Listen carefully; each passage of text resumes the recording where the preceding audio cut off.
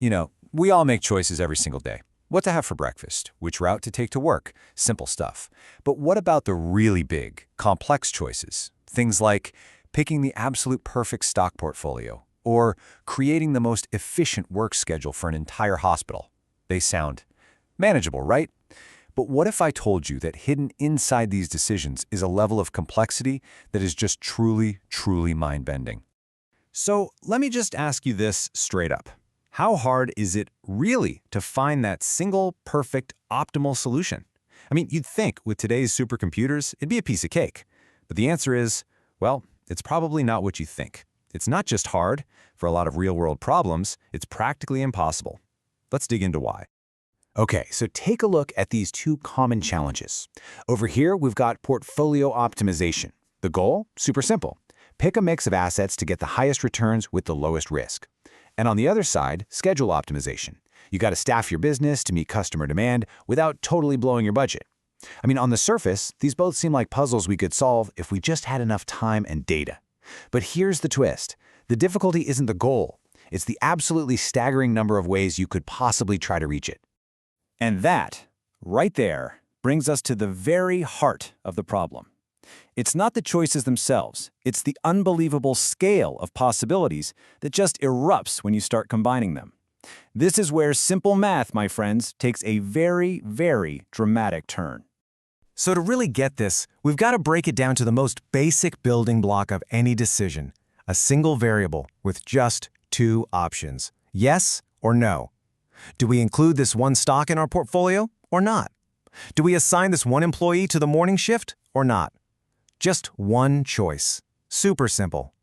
Now watch what happens. With that one variable, you've got two options. Okay, but now add a second variable. You don't get three options, you get 4 possible combinations. Add a third, you leap to 8, a fourth, 16. You see the pattern here, right? The number of potential solutions isn't just adding up, it's doubling every single time we add a choice. And that's the mathematical rule right there. For any problem with n of these yes or no variables, the total number of combinations you'd have to check is 2 to the power of n. This isn't slow and steady growth, this is exponential growth. And believe me, that tiny little n up in the exponent, it makes all the difference in the world. So what does this exponential growth, this 2 to the power of n, actually mean in real human terms? Let's see what happens when this thing really gets going. This is the moment the numbers start to get a little bit crazy. Just look at this. This is staggering. Let's say a computer can check over 1,000 combinations every second. For a problem with just 10 variables, boom, it's solved in a second. At 20 variables, it takes about 17 minutes. Okay, manageable. At 30 variables, we're talking 12 days. But now, look at the jump. At 40 variables, 34 times years. And with just 50 simple yes or no choices, it would take that same computer 35,000 years to check every single combination. Let that just sink in for a second. 35,000 years. That is longer than all of recorded human history. And remember, we're only talking about a problem with 50 variables. Real-world problems like creating a schedule for a big hospital or building a portfolio from the S&P 500 can have hundreds, even thousands of variables. The perfect answer is buried in a haystack of possibilities that's almost unimaginably huge.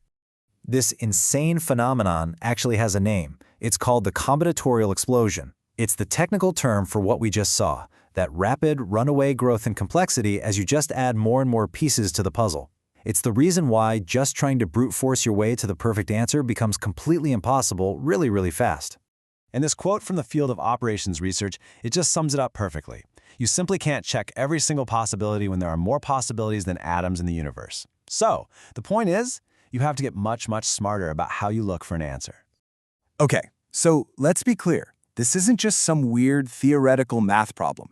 This combinatorial explosion is happening all around us, in tons of industries, every single day. Let's bring this whole idea back down to earth. In fact, there's a whole field of study dedicated to these massive puzzles. It's called combinatorial optimization. And it's all about finding clever ways to find the best possible solution, or at least a really good one, from an astronomically large set of options without having to check every single one. A really classic way to think about this is something called the knapsack problem.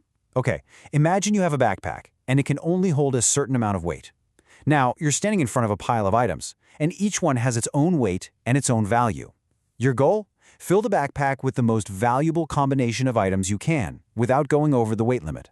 The thing is, you can't just take everything. You have to make choices, and every single choice you make affects all the other choices. And if you think about it, our original problems, portfolio selection and employee scheduling, they're really just much more complicated versions of the knapsack problem. For a portfolio, your knapsack is your budget.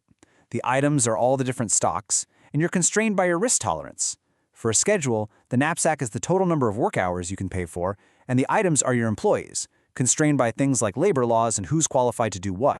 And trust me, those constraints pile up fast. I mean, for a single scheduling problem, you might be juggling the number of shifts, mandatory days off, rules against doing 2 night shifts in a row, making sure a certified person is always on duty, trying to accommodate employee preferences, and even making sure the right equipment is available. Each one of these is another variable, another layer feeding that combinatorial explosion. So if finding the one single perfect answer requires a computer that can run for 35,000 years, how does anything get done? How do airlines actually route their planes, or investment firms build their portfolios?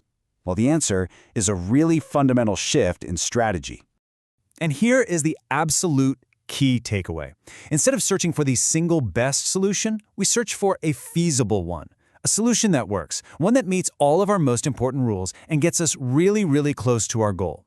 We basically have to accept that perfect is the enemy of good, and we focus all our energy on finding a really, really good solution in a reasonable amount of time. And people have come up with some incredibly clever ways to do this. There are algorithms that are actually inspired by nature. Genetic algorithms, for example. They mimic the process of natural selection. They'll create a bunch of possible solutions, breed them together to make new ones, and then the fittest solutions get to survive and continue the process. It's basically like hitting fast forward on evolution to find a fantastic answer fast. And that leaves us with a pretty fascinating final thought. When you think about it, from the delivery routes that bring packages to your door, to how power is sent across the grid, to the unbelievable logistics of a global supply chain, if the truly perfect optimal solution is almost always impossible to find, how much of our modern, efficient world is actually built on the art of finding a solution that is simply good enough? Something to think about. Thanks for tuning in.